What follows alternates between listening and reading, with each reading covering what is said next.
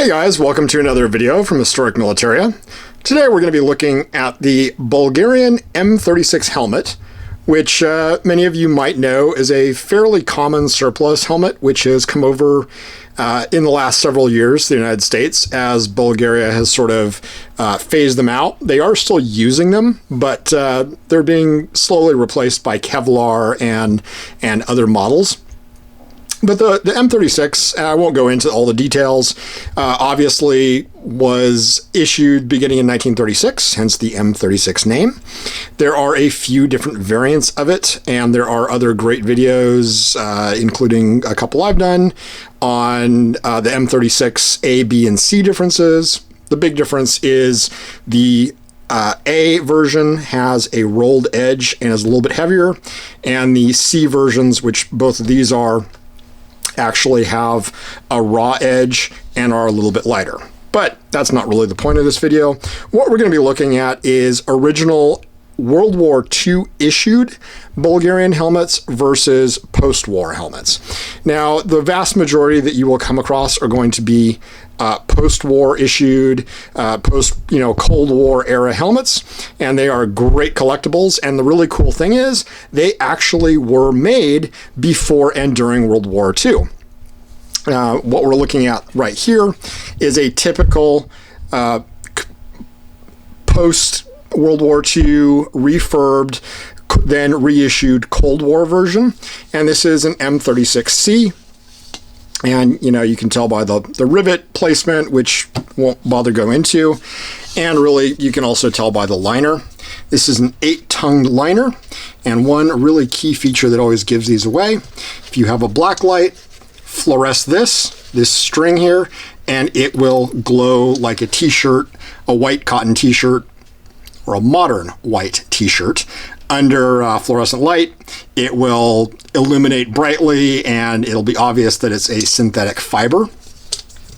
The really cool thing about these is they are pretty cheap, so you can keep a piece of World War II and Cold War history pretty close to you in pretty much any collection on a budget. And the other thing you're going to be looking at is the paint job. This sort of disgusting baby puke pea green that they really liked in the Eastern Bloc. A lot of countries use these horrible green colors. Is a dead giveaway that this is a post-war refurbed, reissued, repainted helmet. I'm not knocking these helmets. These are really, really cool to have, and I think anyone that collects helmets should have one in their collection because they are a historic piece of the Cold War. But then we come to an actual World War II helmet, and this is pretty much how they looked in World War II. You had this sort of drab gray-green colored paint.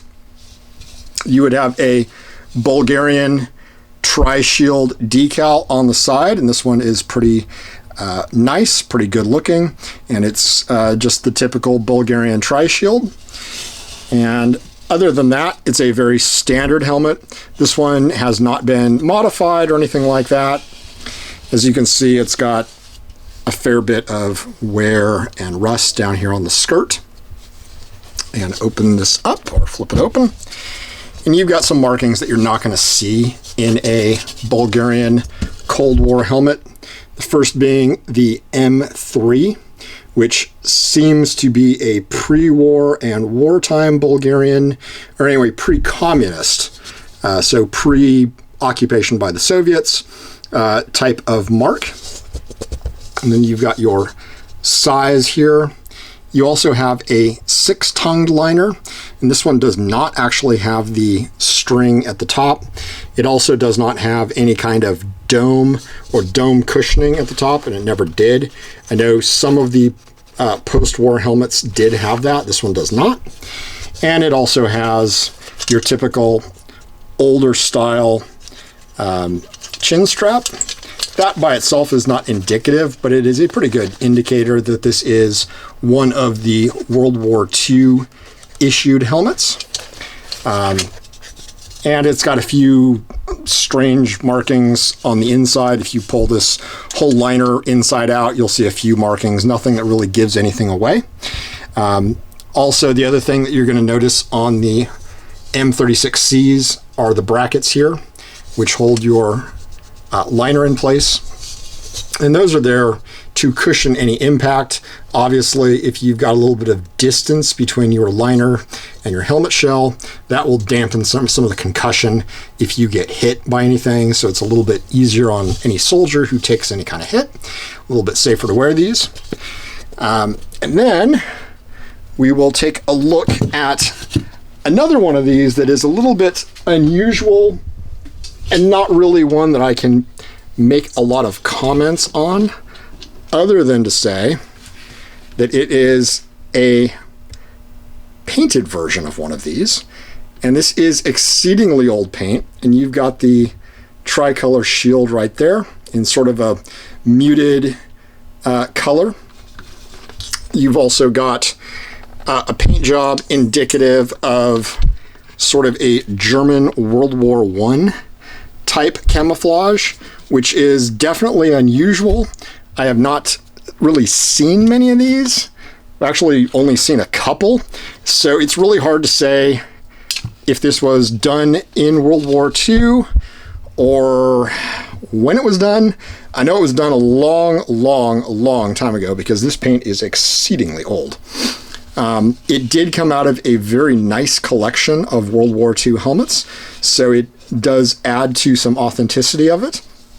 Also, this helmet was never redone. You can tell that by the liner as well. This is actually a 7-tongued liner, so it's sort of another variant that you'll see of many different kinds of liners that the Bulgarians seem to like to use. There is no cushioning or anything like that in the top of the dome. Also, you're looking at the retaining string here.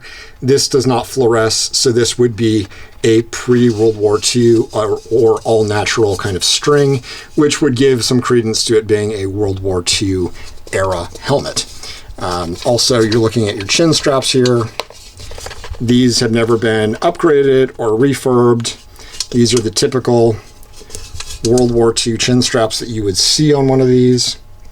A little more in-depth than you're going to have on your modern refurbed ones, which are just plain rivets there and a rivet there, and a little more upgraded chin strap system on these. Actually a little bit nicer on the post-war ones versus this one, which is wartime and has that kind of very basic, just a leather strap, but with this kind of brass rivet that goes through. And this would actually be removable. This is almost kind of like one of the Mauser sling buttons, as you can see. It comes through and you could actually remove that. And same story on this one here. So definitely an older kind of system. Nicer in some ways, not as nice as the modern ones. But just giving you a good example of some original Bulgarian World War II used helmets that were not modified in the Cold War, and something that you don't come across that often, that if you are into collecting World War II, especially World War II Axis type stuff, type helmets, these are pretty interesting and not seen that often. Obviously this was a fairly nice paint job. Whoever could do this did a pretty good job.